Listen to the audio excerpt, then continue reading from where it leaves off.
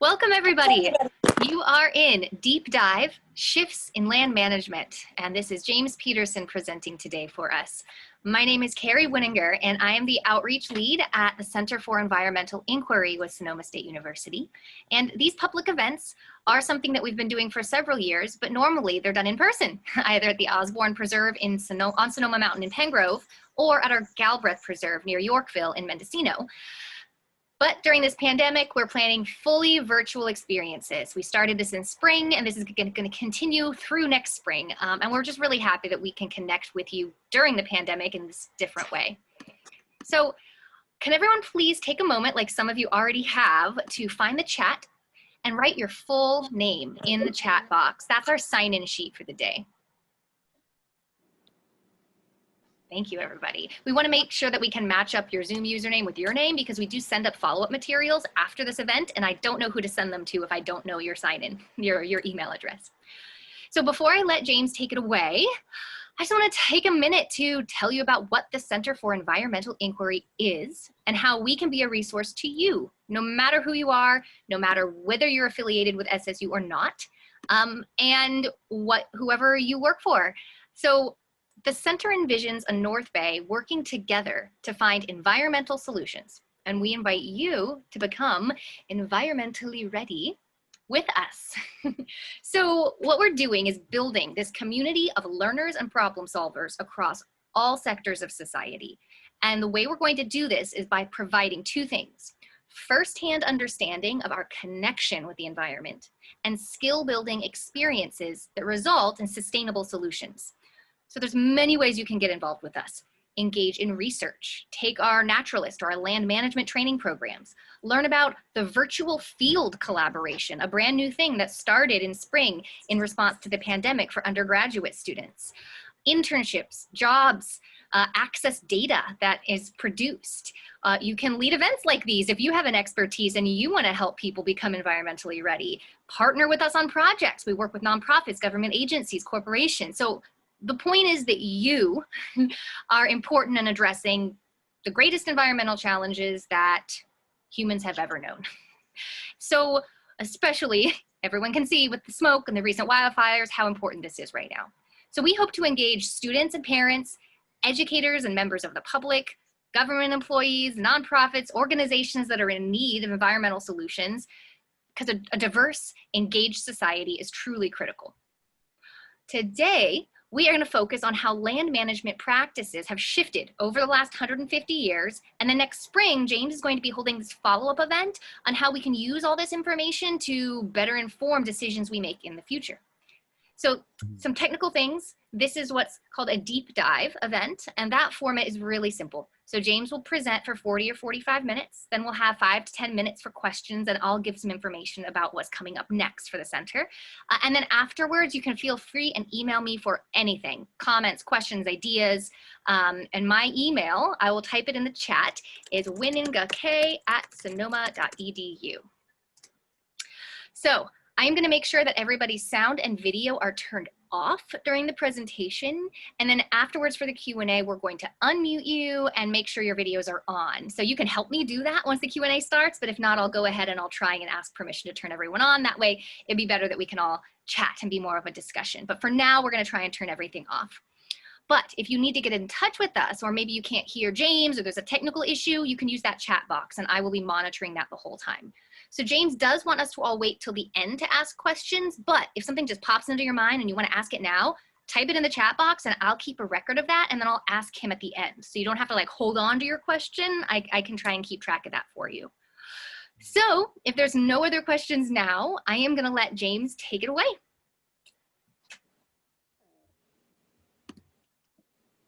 All right. Can everyone hear me? All right.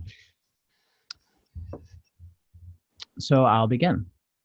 For a variety of reasons that we don't have time to go into here, I believe that the greatest historical work is work engaged in order to help people answer the most important question we all face, which is, what should we do next? For instance, individually, this can mean, what should I do with the rest of my life? And collectively, it can mean, what should we all do moving forward? This is because at the end of the day, these are really the only questions that matter. With that, a large part of my historical work seeks to answer the question of what we should do collectively moving forward. In particular, I'm trying to help answer the question, how should we proceed with land management in California for land that is not being used for economic production?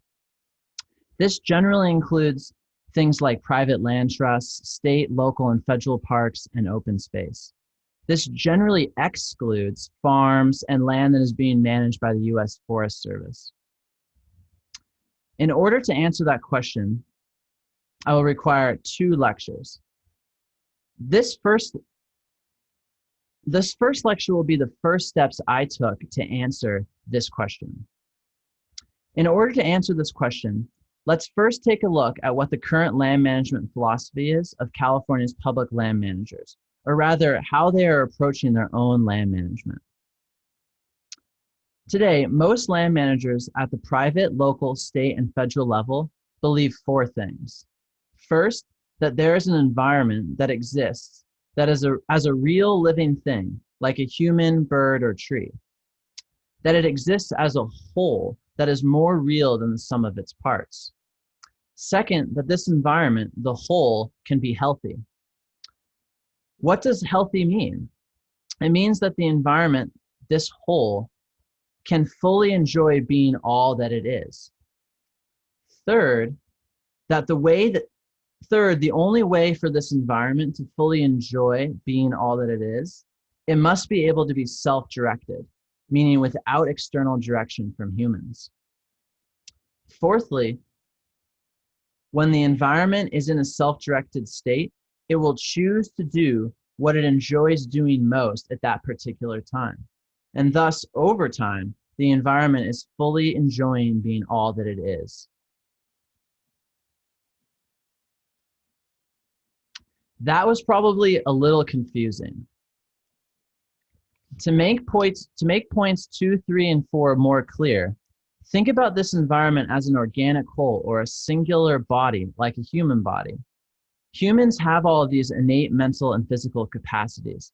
Examples of mental capacities would be the ability to create, to work, and inquire. Examples of physical capacities would be the ability to use our thumbs or hands or to run. Now, we enjoy creating or working or inquiring or using our body. And when we are enjoying these capacities, we are fully enjoying being all that we are as humans. However, a human will never enjoy these aspects of itself unless it's using them under its own direction. If we were forced to use them, say, in a master-slave situation, to create, to work, or to inquire, we would find the same work now miserable. Finally, when we are free to be self-directed, we will choose to go about our day doing what brings us the most joy at that particular time. For instance, I drink coffee in the morning and always read in the evening, as drinking coffee in the evening doesn't bring me joy, and reading too early doesn't let me fully wake up. The idea is that the environment is just like that. It's a whole, it's a body. Except with the environment, its arms and legs and minds, aka the parts of itself it uses, are just different species doing this or that, or species going extinct or weather events occurring.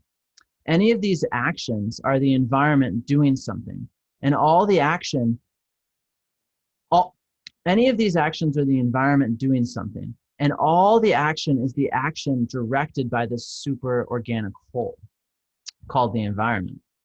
As long as this action is self-directed, it's the environment fully enjoying being all that it is, because it's only doing what brings it the most joy at that particular time. Thus, when a species goes extinct, naturally, that's the right time for the species to go extinct. Now, finally, since land managers are trying to help this environment, this whole, as they understand it above, or as I just said, they want it to be self-directed. Therefore, they spend their time trying to remove external human coercion from the environment so that it can be fully self-directed. And here are some examples. It's important to point out before we begin that words like ecosystem, natural system, or land are synonymous with environment. So on the private level, the Sonoma Land Trust sees their goal as preserving and protecting healthy landscapes. They want to do this because, as they write, when our land is healthy, our community is healthy. On a local level, Marin County Parks and Open Space wants to protect and preserve, quote, healthy natural systems. Or the East Bay Regional Park System's goal is to, quote, ensure that natural parkland ecosystems are maintained in a healthy and productive condition. On the state level, the state of California works to, quote, maintain our parks in an ecologically healthy condition. On the national level, the Bureau for Land Management at their most recent property in California will, quote, manage the land to, quote, benefit the health of the land. This just goes on and on. In short, as you can see, land management agencies on the private and on every public level in the United States have been looking to create and maintain healthy environments. The next examples will illustrate that land management agencies see the environment as healthy when it's without human interference, meaning when it's self-directed. Because then in this free state, it can enjoy all the aspects of its own being, because it can pursue what makes it most happy at any particular time. Like other park systems, one of Napa Parks and Open Space's main goal is maintaining and enhancing ecosystem health. They write, quote, major threats to ecosystem health include climate change, habitat fragmentation, and the proliferation of invasive species. These three factors interact in complex ways that can be devastating. They consider these things to have historically been and currently be damaging the environment's health. Why? Because humans have caused all these things. They're bad because they are interfering with the ability of the environment to be self-directed. And thus, the environment is forced to do what it doesn't want to do. And thus, it's not healthy as it's not experiencing the joy of being all that it is. To further illustrate this, with the proliferation of invasive species, Napa Parks and Open Space writes, quote, the migration of species is a natural feature of long-term evolution. In other words, when species migration and evolution happens without humans, that's the environment being self-directed. And thus an environment fully enjoying being all that it is. And therefore, that's the environment being healthy. And since we are land managers who are trying to help the environment, we want that to continue. Thus, natural species extinction is good from the position of Napa Parks and Open Space. But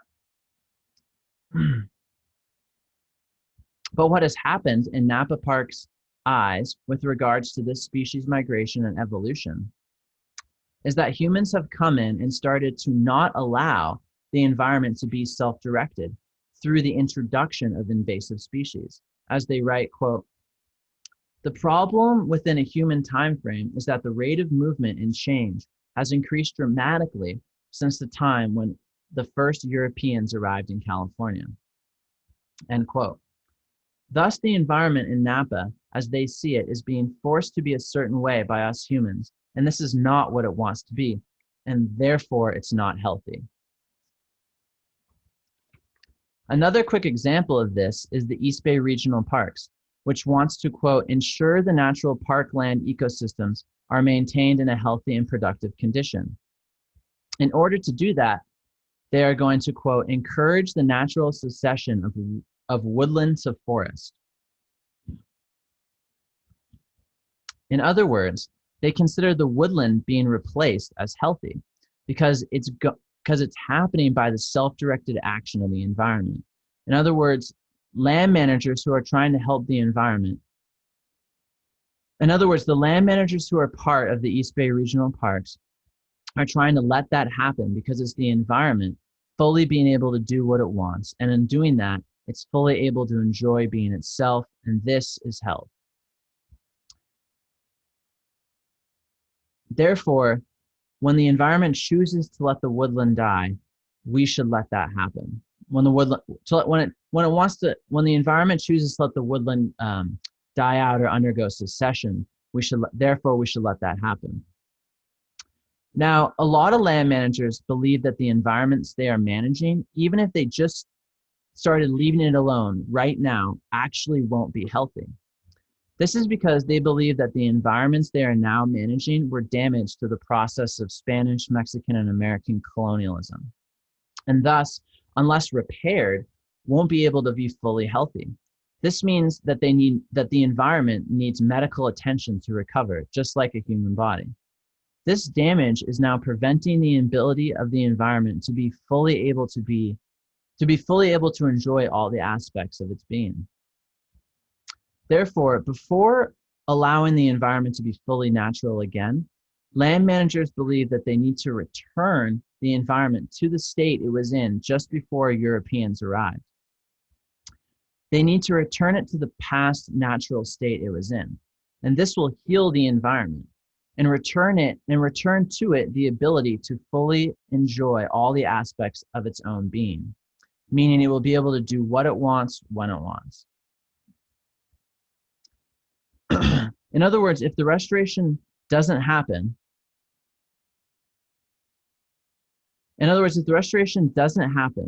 then the environment won't have the ability to fully enjoy all the aspects of its being because it is damaged and will only be some compromised form because humans came in and damaged it. Once the restoration is complete, the environment can be left alone and it will then be able to enjoy all the aspects of its being because it won't be damaged. Therefore, the long-term strategy of most land managers today is restore the existing environment to its original natural state and then protect this natural environment. For instance, Marin County Parks, in order to achieve health, wants to, quote, restore and preserve the natural systems of the land. Now, these restorations are often not that simple. Land managers are often engaging in ongoing or never-ending restoration projects. These ongoing restoration projects are them recreating gone natural processes. For instance, Yosemite National Park, which is managed by the National Park Service, recreates fire by doing prescribed burning. They do this prescribed fire because they are trying to, quote, mimic the natural presence of fire in an ecosystem. This is because to them, quote, the restoration of fire to its natural role in park ecosystem is one of the the restoration of fire to its natural role in park ecosystems is one of the highest natural resource management priorities for Yosemite. They believe that natural fire was stopped by Europeans building out the park. By doing the prescribed fire to mimic the gone natural patterns, they are healing the environment in the way that insulin helps a diabetic, and thus allowing it to fully enjoy all the aspects of its being. The idea is that doctors can't return the insulin production to the body, but by providing it to the body, the person can fully enjoy being all that they are.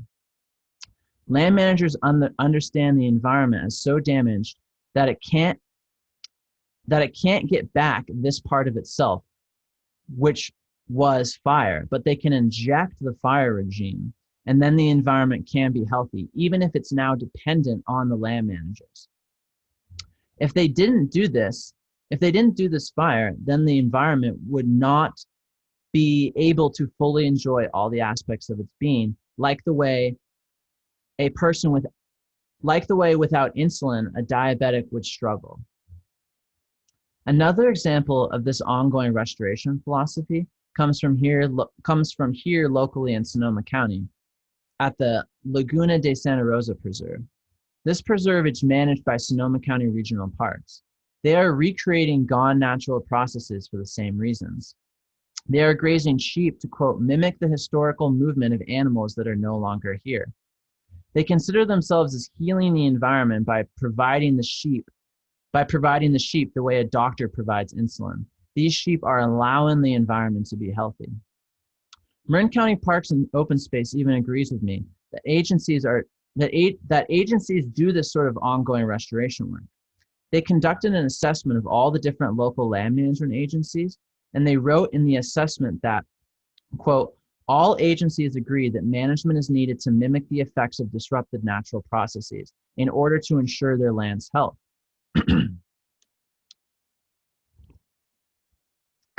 Now, the question is, should we continue doing this? There are two potential areas where this land management can be wrong. First is historically, and second is conceptually. The first is, was the environment prior to Europeans a natural environment? In other words, does restoring to that past make the environment natural? The second is the environment real? In other words, is there really this whole out there? Let's address the first one right now. Most of California's environments were not natural environments, but environments that were in various states of intensive management by Native Americans in the period just before the Europeans arrived in 1769.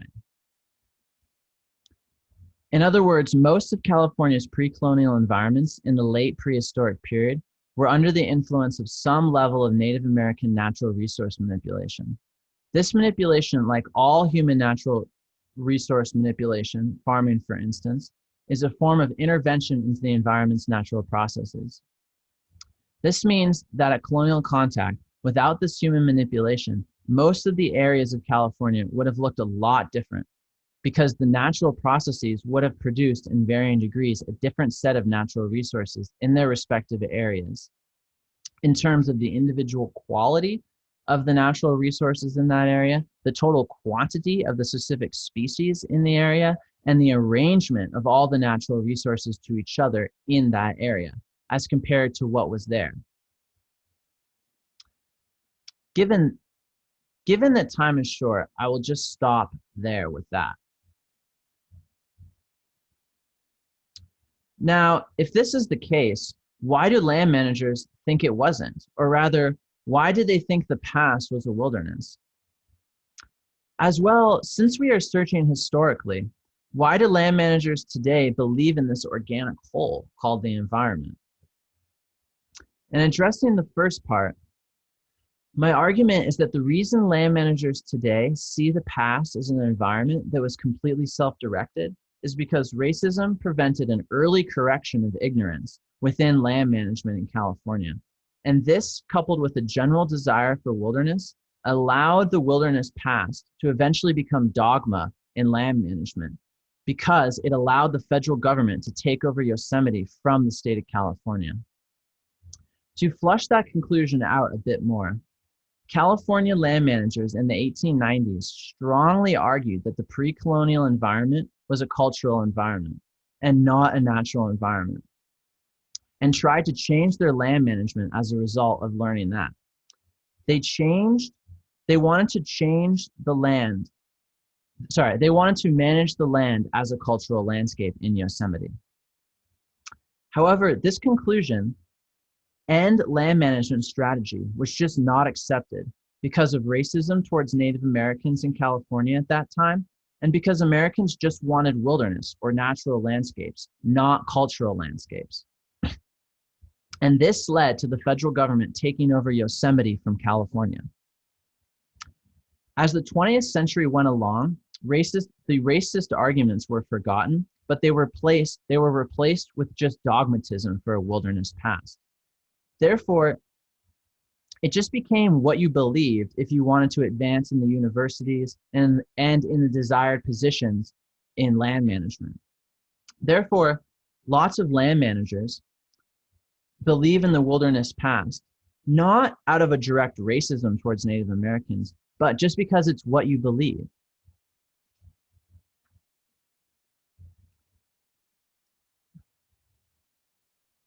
This happened because the Yosemite Commission was disbanded. Without this early racism in the 1890s and 1910s, and a love of this happened because the Yosemite Commission was disbanded. Without this early racism in the 1910s, or sorry, in the, oh my God, in the 1890s and 1910s, and a love of wilderness, the belief in the historical wilderness could never have gotten to a place to become dogma, because the National Park Service wouldn't have taken over from the Yosemite Commission, meaning the Yosemite Commission would have continued to manage Yosemite as a cultural landscape. All right, so in 1776, the United States declared war on England, and right away, as a country, started moving west. To illustrate how fast this happened, in 1785, the first federal bill dealing with westward expansion was passed, called the Land Ordinance Bill. It was passed before the federal Constitution had even been written yet, and thus the bill was passed by the Congressional Congress, or the Continental Congress. Thomas Jefferson was the primary author of this bill. During this time, the federal government and state government's land management policy was to not manage the land for environmental reasons, and it preferred to place all the land it possessed into private ownership of American citizens. In other words, the state and federal governments did not want to be land managers. They didn't want to manage parks. I call this the first phase of American land management, and it lasted until the Civil War. As a result, here's how westward expansion generally happened. The federal government would own all of the land west of the 13 colonies. This land could be bought from the federal government by private citizens, and eventually, if enough people living out in the territories wanted to form a state, they could petition to join the Union. During this time, the federal government's primary method of funding itself was through Western land sales. This policy eventually led to the federal government holding a lot of land in the West and very little land in the East. However, during the Civil War in 1864, when the federal government no longer included the American South, California as a state, and the federal government congressionally ended that tradition by transferring two small pieces of this massive federal landholding for free to the state of California to be run as a single state park. This land was in the Sierra Nevadas, and the first one was called the Mariposa Big Tree Grove, and the other was called Yosemite Valley. Now, the federal government in its grant to the state of California stipulated that California must use the land for, quote, public use, resort, and recreation, and that California can never relinquish ownership of it. As well, the state must be engaged in, quote, the preservation, improvement, and protection of the natural resources. Hi, James. Just a quick time check. It's 2:32. Okay. As well, in the debates over this bill, we learn that the words preservation, improvement, and protection were intended to apply to the natural resources found in that area. For example, the senator from California who proposed the bill said in the debates when referring to the Mariposa Grove, the trees contained in that grove have no parallel, perhaps in the world. They are subject now to damage and injury, and this bill, as I have before stated, proposes to commit them to the care of the authorities of that state for their constant preservation, that they may be exposed to public view, and that they may be used and preserved for the benefit of all mankind. In other words, Yosemite was to be managed for the benefit of American citizens. By 1865, California was in possession of that land. With that, Congress ended the first phase of American land management and began starting to manage land instead of just giving it away. The federal grant also called for a commission to be established and staffed by appointment by the state of California to manage the preserves. This commission was known as the Yosemite Commission. The bill also required that a report every 2 years be produced that stated the commission's land management philosophy and plans for the next 2 years of management. The first report was produced in 1865. The person who wrote this first report was Frederick Law Olmsted, who went on to become a famous landscape architect for the federal government. In the inaugural report, Olmsted agreed with Congress that this land should be used for public use, resort, and recreation because the benefits to the citizenry are immense, and therefore he was proud to be on the commission. Now, in terms of management, which is what I want to focus on, he writes that, quote, "The first point to keep in mind then is the preservation and maintenance exactly as is possible of the natural scenery." In other words, he saw the goal of the land managers, the Yosemite Commission, to preserve the valley and the grove as it was in 1864. He cautioned that, quote, "Without care, many of the species of plants now flourishing upon it will be lost, and many interesting objects defaced or obscured, if not destroyed." To Olmsted, this care meant excluding all humans from these areas and letting nature be. Thus, he envisioned the Yosemite Commission as more of a police force. Why? This is because Olmsted understood that the two areas, the Mariposa Grove and Yosemite, were produced by purely natural causes. In fact, he specifically wrote that we need to prevent Native Americans from engaging in any land management, as they can also hurt the natural resources. Quote, "Indians and others have set fire to the forests and herbage, and a number of trees have been killed by these fires. Not only have trees been cut, hacked, barked, and fired in prominent positions, but rocks in the midst of the most picturesque natural scenery have been broken, painted, and discolored by fires built against them." This is important to point out because people in the 1860s all knew very well that Native Americans were living all over California and had been prior to colonialism. However, Olmsted, like others in his position, understood them as living in a wilderness where they lived off the fruit of the land, or rather the natural abundance of the state. Therefore, to Olmsted, the Native Americans stood as potential harmers to the natural resources he sought to protect. He thus saw Yosemite Valley, for instance, in the pre-colonial times as a valley where vegetation was just organically or naturally emerging, and Native Americans were living off it. If they were removed and the Americans kept out, the valley would be perfectly preserved as no one could harm it. In fact, the state immediately passed a law in 1866 saying that it will be unlawful for any person willfully to commit any trespass, whatever upon said premises, cut down or carry off any wood, underwood, tree, or timber, or girdle, or otherwise injure any tree or timber, deface or injure any natural object, or set fire to any wood or grass upon set premises, or destroy or injure any bridge or structure of any kind or any other improvement. Therefore, the commission started off as essentially wanting to act as a police force. However, over the next 20 years, the vegetation in the preserve started to radically change. By the mid-1880s, the Yosemite Commission had fundamentally changed its land management philosophy. By the late 1880s, was engaged in an intense battle with John Muir, John Hutchins, Century Magazine, the San Francisco Examiner, the American Transcendentalists, the general public, and the federal government for control of the two properties. The Yosemite Commission came to understand in the mid-1880s that Yosemite and the Mariposa Grove were heavily managed by Native Americans prior to European arrival in Yosemite.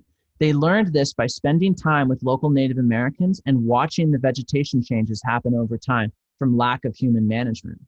As a result, the commission reaffirmed that its goal was to preserve Yosemite and the Mariposa Grove as it was in 1864, not to preserve the wilderness. They decided that they were going to they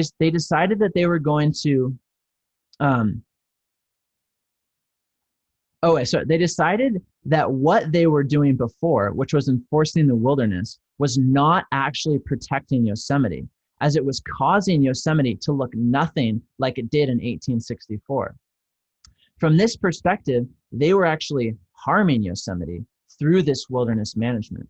Thus, they began cutting trees, taking shrubs down to make meadows, seeding the grasslands, burning out fields, thinning the forests, dredging and directing streams to their original pathways, and cutting willows back. The idea being that they were trying to keep Yosemite and the Mariposa Grove like they were in 1864. They therefore directly understood that their job was to create and maintain a cultural landscape in order to preserve the original 1864 arrangement of natural resources and not preserve the wilderness. This is because they understood that the 1864 Yosemite was a cultural landscape. They asked in 1888, what does preservation mean? They argued that to them, the word preservation means, quote, the tasteful clearing out of the underbrush and of dead and dying trees, and all the debris which are uninviting to the eye, and especially the match and cigarette. It's the preservation and extension of grassy fields and meadows, and here and there upon the floor of the valley, and the extermination of all coarse and undesirable weeds and shrubs. This is because they understood this action was necessary to preserve the valley as it was in 1864. The reason that they needed to do all of this to the preserve was because, quote, as they wrote, quote, since the annual practice of the Indians in burning off the dry grasses and leaves has been discontinued and even forbidden by California law, the accumulation of vegetable matter beneath the trees has been practically undisturbed until a growth of young pines has sprung up all over the valley and destroyed much fine meadow land. However, immediately after they started doing this work, there was immense pushback. This pushback came from people who supported the idea that the park was to be preserved as a wilderness. For instance, on July 29th of 1888, John Hutchings wrote in the San Francisco Examiner, quote, wanton destruction that has been carried on among the mighty shadows of the grand old valley is simply infamous. Trees that have defied storms for centuries have been ruthlessly laid low by the vandal axe. Within 3 years, not less than 5,000 trees, small and large, have been slaughtered. Immense piles of firewood, logs, stumps of large oak trees still standing, stately trunks of noble pines condemned, but as yet intact, remind one more of a vast western farm clearing than a home of grandeur and beauty. Or he wrote, quote, in the same meadow, there was a dense growth of thrifty young pines that doubtless needed a good thinning, but instead of leaving a few representative groups here and there, a single tree, everyone was ignominiously sacrificed. Or, quote, there seems to be such an entire lack of good sense and appropriateness in the direction of the so-called improvements. Or he says that the commission had everything going for them except, quote, brains. Or on July 25th, the San Francisco Examiner was attacking the commission for destroying thousands of trees in the valley.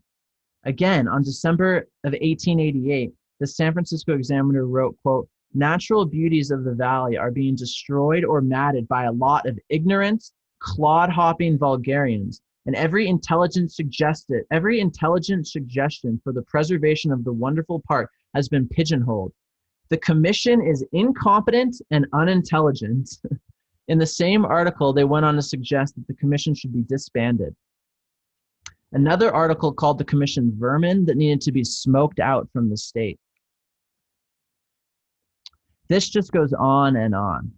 The Yosemite Commission even responded to these attacks by the Examiner by saying that the reports of vegetation mismanagement are absolute untruth, and that what it is doing is, quote, radical improvement to the valley and not mismanagement. All of these attacks actually forced the California Congress to investigate the Yosemite Commission for gross mismanagement of the valley. And I just want to point out that the commission was under investigation for other things besides mismanagement of the vegetation, but I'm not going to go into that. In February of 1889, the commission was formally charged with 22 counts of mismanagement, including, for our purposes, 1, wanton destruction of public and private property, 2, cutting and destroying timber in the valley, 3, burning shrubbery, clearing and plowing up meadows, thereby doing irreparable damage to the natural beauties of the valley, destroying natural park timber, and 5, general failure and incompetence. The entire commission was summoned to testify in defense of these charges. During this testimony, the commission members one by one defended their actions by explaining their land management philosophy and how it is in line with the original grant to preserve the valley.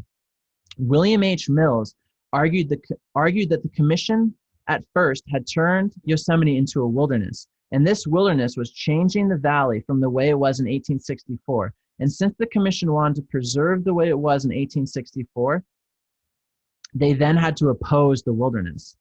Therefore, Mills said that he was, quote, strongly in favor of resisting the encroachments of wilderness, which naturally grows up in the valley more than it does in the Sierra Nevadas. He said the valley, if, quote, left to itself, in my judgment, would very soon be a very unsightly wilderness. Or again, he's directly opposed, quote, leaving the valley unto itself. Therefore, in order to keep the valley like it was in 1864, they had to do active vegetation management.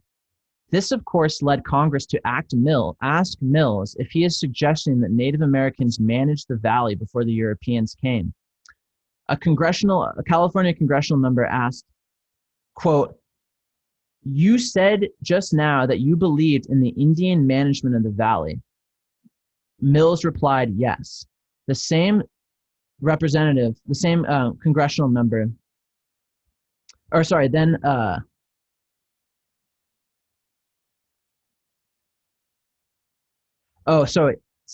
then Mills went on to say, in response to that question about the Native Americans, quote, they burn it every year, and the accumulation of faggots is thus not sufficient to make a fire menacing the life of a tree.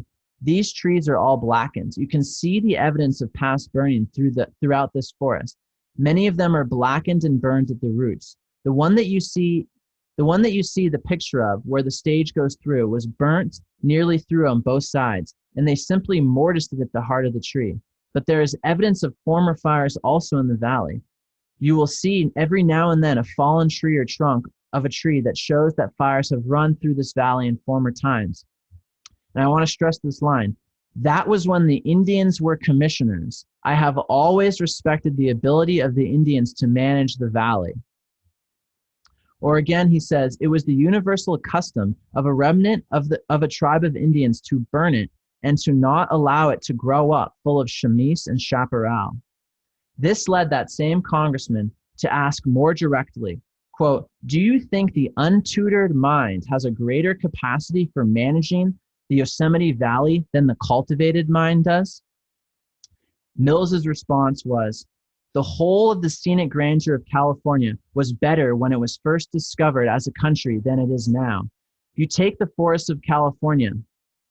They were vastly more beautiful then than now. And wherever you go into what is called the primeval forest, you will find that it is much more beautiful. For the utilitarian spirit of the age is destroying much of the scenic grandeur of this country. The forests of the Sierra Nevadas in what is called the Fredonia Pass was vastly more beautiful than they are where civilization has had a chance to make inroads upon them. He goes on to say, the result is that where Indians desire to make pasture, they burn it out. You will see as you pass through the Blancos of the Sierra Nevadas on the western slope. You will see the marks of the fires upon the trees. You will see a magnificent open appearance that was due entirely to running fires through the forests every year and burning up a moss that will accumulate and finally get as soft as a carpet. You will go through groves of big trees. As you walk through, you find that moss, and the shatterings have fallen upon the moss, and the moss protruded itself through again until it like a soft spring mattress. And it seems to be part of the ground itself, so that through the mountains of California, with the early conditions in which these valleys were at first, you take the Sacramento Valley. It was an oak park. I remember it when I first came to California. Oh, I forgot about these slides. He said that of management. I think that was a very good method of management. I am in favor of keeping the valley as much in an appearance as possible of a park. Eventually, Congress concluded after their investigation and found the commission was not guilty of any charges. In fact, part of the reason was the governor, R.W. Waterman, at that time supported the Yosemite Commission's conclusions. Then in 1890, in August and September, Century Magazine published two articles by John Muir in which he attacked the Yosemite Commission for this management and argued that they should be letting the wilderness run. These attacks carried a lot of weight because Muir was very popular at this time. Probably running out of time, so I'm going to skip over this part here. Essentially, Muir argued that the Yosemite Commission should manage the land as a wilderness. The Yosemite Commission responded, and they said that the policy of this commission is to preserve the park-like condition of the valley, which was noted as one of its charms when first seen by white men. In its condition, its floor was unobstructed by underbrush or small trees. Its streams were bordered, and the talus of its cliffs were garnished by flowering shrubs, and its walls everywhere in view from all parts of the plain's surface.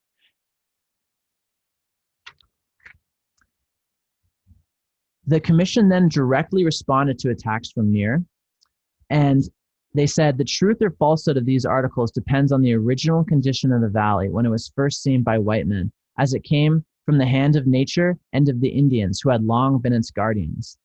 The commission is arguing that they weren't doing damage to the valley because they are keeping it in the condition it was in 1864. Therefore, cutting the trees down is not damaging the valley at all, it's preserving it. They said, quote, the entire case made by Century Magazine stands disproved and its urgent authors and abettors disgraced. If it is proved that the valley, when discovered, was park-like in its lack of underbrush and small tree growth, with its floor clear under the tall trees and carefully preserved by the expert foresting of the Indians, then this report by the Yosemite Commission proceeds to argue that the valley floor was a cultural landscape and provide lots and lots of evidence for that position. They even had some pretty amazing people testify on their behalf. They had Lafayette Bunwell, who was the first European to enter the valley, and he said that, quote, there was very little underbrush in the valley and that it was park-like. Then in 1892, they wrote again that they were still managing Yosemite as a cultural landscape. Quote, this commission has already demonstrated the valley originally was a forest park dotted with open meadows. Its Indian owners kept the floor clear of underbrush. It's known that besides the careful use of fire for this purpose, they annually pulled up unnecessary shrubs and trees as soon as they sprouted. This protected large trees from the destruction of fire and left a free view of the walls and waterfalls and beauties of the valley. Letting nature have her way is in choking up every vista with underbrush has obscured many of the finest views and has hastened the destruction of some of the valley's finest old trees, especially the oaks, when crowded and starved by younger growth, yield to parasites and decay and has increased the risk of fire. Hi, James. Carrie here. Just wondering, it is 2:52. Wondering if we can wrap up in just a couple minutes. Oh, okay. And essentially, the Yosemite Commission was still under intense attack. And John Muir wrote again another attack in 1896 against them, in which he said the Yosemite Commission is raging special destruction on the valley. And Alfred Runte, a historian, said the Yosemite Commission, quote, the Yosemite Commission rarely convinced anyone but itself that its management was competent and imbued with sincerity. Working against the Yosemite Commission had three problems working against them. First, there was strong disapproval of the idea that Native Americans were managing the land before the arrival of Europeans. For instance, in Muir's 1895 essay, he said that he agreed that the Native Americans were living there, but said, quote, the Indians with stone axes could do no more harm than could gnawing beavers or a browsing moose. He thus is arguing that Native Americans simply lived off the natural abundance of the land instead of creating this natural abundance by mixing their sweat and toil into the land. And this position was basically universally held by Americans during this time. And this position you can find expressed all over newspapers and in books and various cultural artifacts. So the second reason was that the American Transcendental movement was starting to gain traction in the United States. And third, that there was just a general love of wilderness in the United States. And the Roderick Nash, an environmental historian, calls this era the era of the wilderness cult. And Nash thinks this love of wilderness arose because of, quote, sufficient misgivings about the effects of civilization had arisen to encourage a favorable opinion of wilderness that contrasted sharply with earlier American attitudes. Therefore, this American transcendentalism and this idea that the wilderness was a healing ground that you could go into and be healed became very favorable. Eventually, those three positions, oh, I forgot about these, I'll skip them. These three positions led to the land being transferred from the state of California to the federal government in 1906. The Yosemite Commission strongly opposed this transfer. Galen Clark, who was the guardian of the valley, wrote publicly in 1904 that California should keep Yosemite and not give it to the federal government because the federal government will manage it like a wilderness. And he strongly didn't want that to happen. He also wrote a book in 1907 in which he praised the Yosemite Commission for doing a lot of good work, clearing up the young growth of trees and brushwood, and argued that the Native Americans had been managing the valley extensively. And he argued, the other position of the book was that he wanted the federal government to continue what the Yosemite Commission was doing, and if anything, use their larger salary to hire the best landscape architects to inform this active management in the best way possible. So essentially, my argument is that the National Park Service got control of the valley because of three reasons: American racism, support of American transcendentalism, and the support for the healing powers of the wilderness. And the National Park Service supported wilderness management, and the Yosemite Commission did not. And as time went on, Americans gradually thought less and less about Native American involvement with the land. Therefore, instead of the argument being that Native Americans didn't manage the land because they were inferior beings, there was just no argument. It was just dogma. And only recently has there been a large awakening of people saying, oh, California wasn't a wilderness? Therefore, the transfer from state to federal holding resulted in these land managers just dogmatically believing in the wilderness past. Because if the Yosemite Commission had not been disbanded, then this philosophy of managing to preserve the 1864 cultural landscape for its aesthetic qualities would have persisted, and they would have been constantly reminding us that the land prior to American arrival was a cultural landscape. And I just like to think about what land management in California would have been like if the Yosemite Commission hadn't been disbanded. And finally, where did this idea of healthy ecosystems comes from that the land managers today have, this desire to have healthy environments? I think that it grew out of the American Transcendental Movement and its neo-Hegelian roots. Land managers started learning in the 20th centuries about how environments were whole systems that existed independently of humans, and that these things could be healthy, that they would be healthy without humans. And this is a carryover from the Transcendental Movement and the earlier neo-Hegelian movement. And therefore, Yosemite went from managed as a wilderness because of Americans.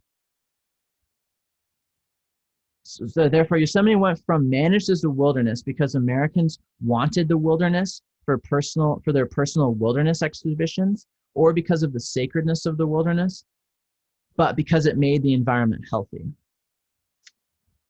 As a result of wilderness dogma and ecology becoming neo-Hegelian, Yosemite is doing controlled burns to mimic natural fire regimes in order to make the environment healthy, whereas in 1890, they were doing controlled burns to mimic the Native Americans because they wanted to keep the arrangement of plants they found desirable.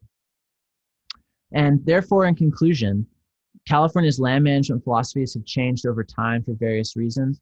We had four main phases. The first phase we had to preserve the mentality was to preserve the 1864 set of natural resources for aesthetic enjoyment through wilderness. The second was to preserve the 1864 set of natural resources for aesthetic enjoyment by creating a cultural landscape. The third was to preserve the wilderness because of American transcendentalism, American desire for personal rejuvenation in the wilderness, and because it was denied that the American continent was not a wilderness. And fourthly, the last phase, this is where we preserve the natural environment because we consider that a healthy environment, and return dogmatically to the pre-Europe, and we want to return dogmatically to the pre-European environment because we believe that's a healthy environment. Because we believe that that environment is a natural environment. Finally, before we start making judgments about this latest land management regime, we should look at what the results have been in the 20th century of this land management. And the results have been that Yosemite went from a largely open black oak savanna in 1864, which looked like this, to a largely dense conifer forest that looks like this. And based on my own research, the Fairfield Osborn Preserve transitioned from a very open black valley oak savanna that looked like that in that red circle to a dense live oak bay laurel forest that looks like that. And as well, there has just been a large increase in the amount of biomass growing at the state at any given time. As an example, as a rough estimate at the Fairfield Osborn Preserve, there are likely around 16,000 trees growing in the southern part of the preserve today. And this is compared to 1820 when there were likely only 41 trees. So this is a 403% increase in the amount of trees growing. And in the next lecture in the spring, now that we know all this, I will go over what I think about all this and what I believe we should do moving forward with our land management in California. So that's the end. James, I am so thankful for this. And man, yeah, you did fit a lot of information in there, but it is already 3 o'clock. So I know that some people might already have to go. And if so. Sorry that ran long. I was trying to, it was a lot to cover out. Absolutely. But what we are going to do is stay on. So if you can stay on, stay with us. If not, we will be recording this event. So you can always come back and watch the recording of the last part later if you have to leave. I see some good comments in here. Ned says he could listen to you talk for another hour. Julie says thank you. But so first I want to do just a little wrap up and then we'll get to the Q&A. So I first want to make sure everyone has my email address. Feel free and contact me with questions, comments, or feedback.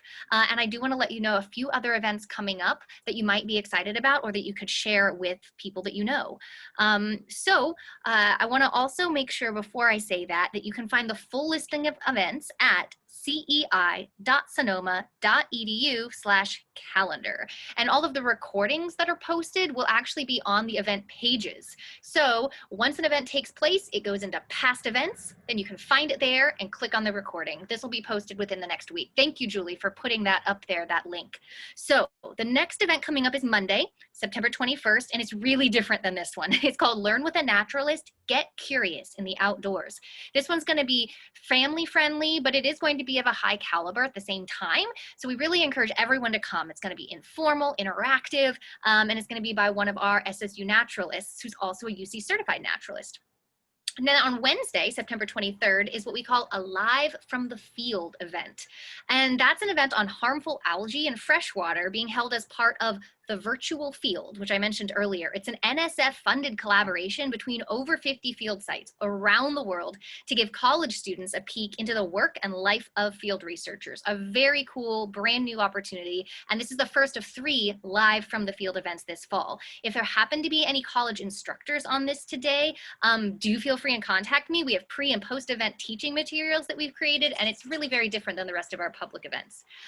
Then next Thursday, September 24th, is a popular event we've held in person at our preserves in the past and are now moving to this virtual experience. It's called Learn with a Naturalist, Insects After Dark. Our previous CEI land management specialist, Kevin Monroe, who I think is here today, he's now the director of Long Island Preserve in New York with the Nature Conservancy, and he's leading this event. It's going to be very exciting. And then the last one I want to tell you about, September 28th, Local Nature, Intermediate Backyard Photography. So this is a follow-up to our beginner's version last spring. And photography can be a really powerful way to spread awareness of environmental challenges like endangered bees, polar bears living on dwindling resources, and inspire people to really address these issues. So leaders Rick and Jury Waller are also leading a photography event in December on how to use assistive technology for nature photography, and that's for anyone with a disability or interested in nature photography, access for all. These are just a few of almost 24 events we have lined up this fall in a virtual space that are all free. So I really encourage you to take a look at that calendar, and registration is required. So please help us spread the word. Virtual events can be attended from anywhere. So invite your friends and family in any time zone or country. And again, these events are recorded. So I really appreciate everyone being here, staying on for this extra time. And now I want to ask a few questions for James. Now, if anybody wants to, this is a great time to unmute yourself, get your cameras turned on. I will try and go through and do that myself in a minute here. But I just wanted to bring up a few questions that had already been put in the chat. And James, I think you addressed some of these already, but Henry had written that he's interested in the question of why human intervention by Europeans is considered unnatural, why intervention by humans before colonial invasion is considered natural. Now, he put this in pretty early on in your talk, but if there's anything else you wanted to say to that, I'm sure he'd be interested. I think that it's not necessarily that. I think that that's not quite right. I think that what is generally understood is that all it depends on what time period you're kind of at, but like in contemporary American land management, it's generally that all human interaction, any engagement with the environment is considered negative. And so it's not necessarily exclusive to an ethnic group or cultural group, but the way it's usually rationalized is the same. The way a lot of land managers today will sometimes talk about Native American land management prior to colonialism is the same way they talked about it in the 1860s, which is that, yeah, of course that was there, but it was so marginal. It was, and it was negative. It was negative, but it was so limited that the effects were negligible. And so that's like, for instance, the way John Muir looked at it and the way Frederick Law Olmsted looked at it. So I think it's not quite necessarily that like this group of people is considered, what they do is natural and what these people aren't. It's that everyone is unnatural. So the next thing that was put into our chat was people are wondering, have you published a paper on this or do you plan to, and can they access it? Oh yeah, this is most of this is pretty original work. I want to, yeah. I'm trying to finish my thesis, which isn't really about Yosemite, but it's not actually about Yosemite really at all. But this particular topic I'm working on. Yeah, I want to. So, yeah, that's the idea. Great. But I haven't yet. Then I see, there was just a comment about American transcendentalism, how that and Muir certainly shaped the early environment ethos, and thankfully the Yosemite Commission's approach has gradually gained traction since the 1980s, is what this person writes. So it's just a comment, but if there's anything you wanted to respond to with that. Well, I kind of cut out what it was what was the question exactly? Oh, so it was a comment saying American transcendentalism, a pet subject of this person's, and Muir both certainly shaped the early environmental ethos, but thankfully the Yosemite Commission's approach has gradually gained traction since the 1980s. Yeah. Yeah. I would agree. So that is all of the questions that were typed into the chat. So if anybody wants to just unmute themselves and say things out loud, or if you're shy, feel free and put it in the chat and I'll read it out loud. Please do. I have a comment and a question. I've worked with the state parks for about 15 years as a volunteer and a person on a board, a nonprofit partner running a park that was underfunded. Cool. It's amazing. This story is completely untold. I mean, you hear, well, yeah, it was a state park, I got to take away by the feds, but nobody tells the story or why it happened, and they don't know why. Because I've talked to the director of the state parks asking them why. They go, yeah, that's a good question. I don't know why. This is one of these erased stories, which is, I'm so I think happy. It's amazing. I've never heard this story before, even though I knew about Muir, but I've never put it together before. But this really is, it's amazing how it's still happening. The story is still being erased from history today. Yeah, it's a truly amazing story. I agree. I mean, I had taken lots of environmental history classes, and this was never discussed.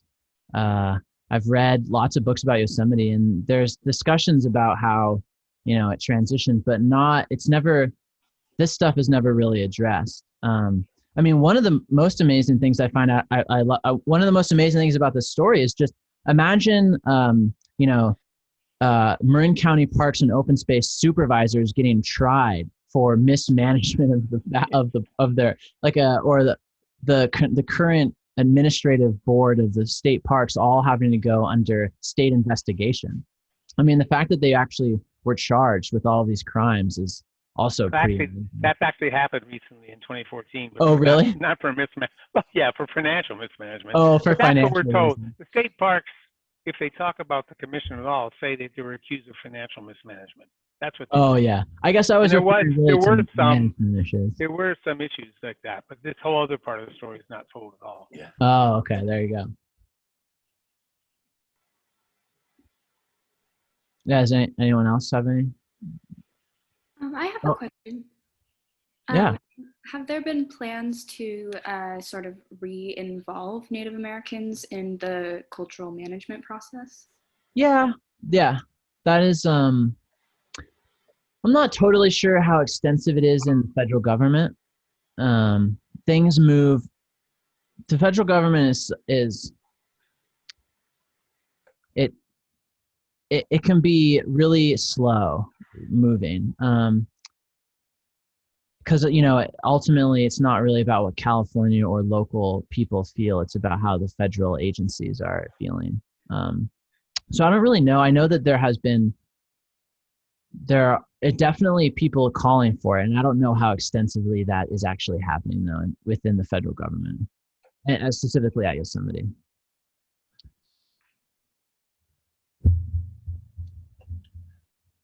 But I do know that, like, for instance, their fire management policy doesn't just like what I quoted in the work here is that they're doing prescribed fires, which is what the Yosemite Commission did in the 1890s, the 1880s and 1890s. But the National Park Service is looking at it like restoring natural fires, whereas the Yosemite Commission was like, these fires aren't natural at all, but we got to do them because we want the preserve to look like it did in 1864, which was this cultural landscape that the Native American community that was living there before we did created and maintained.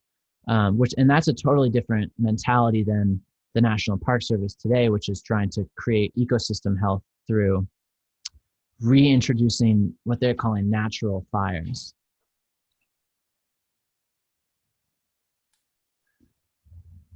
So, yeah. Great. Yeah, just if I can jump, you actually just began to address what I was going to ask. First off, it was a great talk, and I saw you talk to our group at the preserve. I was in the naturalist group last spring, and you came and gave a similar talk, but it was more focused on the Osborn Preserve. Yeah. And that was very fascinating. And you were beginning to talk about it just now, so is there a sort of change in current land management strategies that's moving more towards a more managed, so to speak, as the culturally managed aspect in the wilderness? Yeah, that definitely seems to be. Like, are you a lone voice in the wilderness, or are you one of many? I know that is. I mean, yes and no. Sometimes I feel like I'm a lone voice, but I mean, there are definitely movements. Sonoma County Parks has partnered with Great and Rancheria, the Federated Indians of Great and Rancheria, to do, as far as I understand, the land management plans that they have, that the Federated Indians of Great and Rancheria and Sonoma County Parks and Open Space have arrived at, hasn't been flushed out yet, so they don't quite have a plan yet. But in terms of like what they're actually going to do, but there is definitely in certain circles, particularly on the local level, it's happening. So Sonoma County Parks, which is as local as it can get, that's an example of where that's happening. Yeah. I have a question. How do I ask my question? You can just say it. We hear you. Oh, just, okay, you can hear me. My question is about, with all the current fires that we've been having, and there's lots of talk in my area, I live in the Mid-Peninsula area, about restoration efforts already. And so what I'm wondering is if there will be changes in land management and restoration efforts. I mean, are we going to plant the same, the same Douglas fir trees and things like that? Yeah. Well, this is so like a lot of this question is a good example for my next talk, which would be like what I think we should do. So like this talk was pretty, like I said in the beginning, it was pretty absent of what we should do next, which is kind of like the meat and potatoes, as I was saying, like that's what we really want to know, because it's the really important question. And so I have a lot to say about like how I think restoration projects should move forward conceptually, in terms of like how they're going to run and operate. But it would take a long time for me to fully explain all my positions. But as just a general comment, I think that restoration projects are changing, but also at the same time not. Like you'll see the same stuff keeps coming up. But there is definitely a lot of people talking like the way I'm talking, and who are interested in sort of reconceptualizing land management in California. But if you come to my talk next spring, I'll talk for an hour about what I think we should do in restoration projects moving forward. And just so everybody knows, that date hasn't been chosen yet, but as attendees of this event, you'll make sure and be notified. In the meantime, should I start planting my seedlings like we're encouraged to do, to have them ready for the restoration projects that'll be going on in my backyard? Yeah, no, I mean, I would strongly encourage you to have a positive and healthy relationship with your local environment. So if growing these seeds is going to bring you personal joy, and you should do that, absolutely, and plant them and in the public space and privately as well. I definitely my general philosophy is you definitely want to have a positive